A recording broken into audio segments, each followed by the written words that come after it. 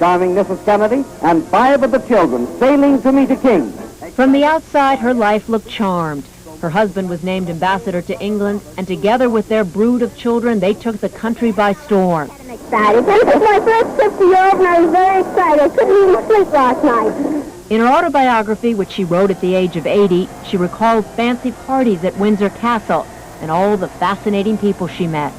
Now, as a queen, they never could have found her equal. I don't think had they searched the whole world, because she was so charming. But the charm wouldn't last beyond 1941. This was the last time her family was intact. Over the course of the next 24 years, she would lose 4 of her 9 children. The oldest, Joe Jr., was killed in the war. Her daughter, Kathleen, was killed in a plane crash. Then there were the deaths of her sons, Jack in 1963, followed by Bobby in 1968. I've had great tragedies, and I think of the Blessed Mother when she watched her son being crucified and reviled, and still she trusted in God, and she bore everything patiently. And I thought of her so often at the crucifixion.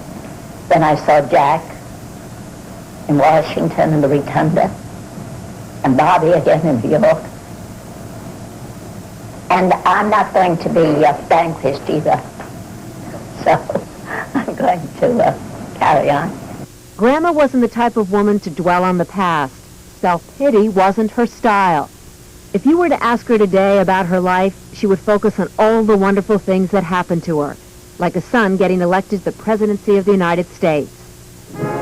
When your son is chosen president of the United States, and you think it's your son who has won the loyalty, the trust of millions of people, it's almost too emotional to talk about. Ask of us here the same high standards. And that cold, cold day, without his coat on and then delivering that wonderful speech. And then you think of the past and how he was always forgetting his sweaters. She would beam with pride telling you about her 2 younger boys, both of whom were U.S. senators, or her daughters who work on behalf of the mentally retarded. And she would make you laugh, as any grandmother would, when she struggles to figure out what exactly it is her grandchildren are doing with their lives. What do you think of your grandchildren today? Well, I know they behave pretty well, but they haven't accomplished very much.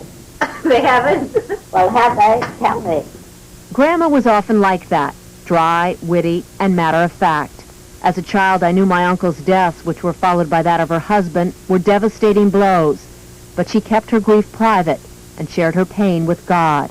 Their relationship was, and still is, profound. If I only had one gift, if I had lost my wealth or my looks or my health, anything, and I just had faith, I think I could still accept the trials and tribulations which God has sent me, and that he'll never give me anything, give me a cross heavier than I can bear.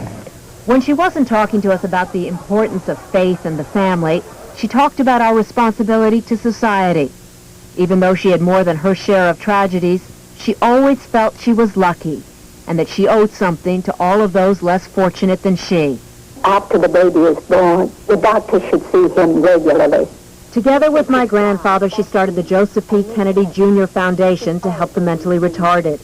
It was a cause about which they felt deeply. Because I am the mother of a mentally retarded child. Today, my Aunt Rosemary is 73 years old.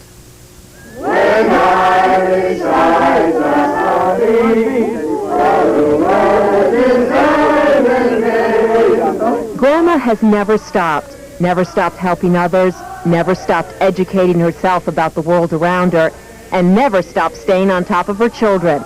This was her 92nd birthday party.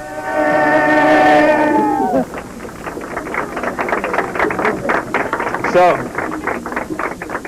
the poet says the rainbow comes and goes, but the rose always remains. I never heard that before. Well, it's a younger poet, Mother. When I think of her today, I'm simply in awe of her. in all of the life she's led and in the way in which she's handled it, with grace, dignity, elegance,